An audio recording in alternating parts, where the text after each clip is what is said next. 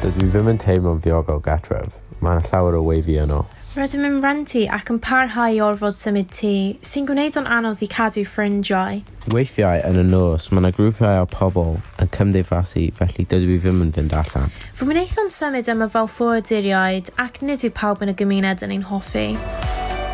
Mae Cyngor Cardiff a phartneriaid eisiau i'r holl bobl ifanc sy'n byw yng Nghaerdydd deimlo'n ddiogel a bod yn ddiogel. Felly, rydym yn gweithio gyda phobl ifanc yn eu harddegau ar draws y ddinas i roi'r cynllun hwn ar waith. Mae gan fo 6 nod. Nod 5. Mae gan bob person ifanc cartref sefydlog a chefnogaeth gan gymuned. Rydym am i wasanaethau weithio gyda'i gilydd fel bod Cardiff yn ddinas lle gall bobl ifanc ddweud. Mae fy neulu yn rhoi help a chefnogaeth, felly mae pethau yn gwella. Rydym yn byw rhywle nawr y gallwn ei hyfforddio a ni sydd yn berchen arno o gyfer y dyfodol. Mae llawer o wasanaethau sy'n gweithio gyda'n gilydd yn cynnwys y heddlu i gwneud ein cymuned yn mwy ddiogel yn y nos. Rydym yn teimlo'n diogel ac fy mod i'n perthyn yma.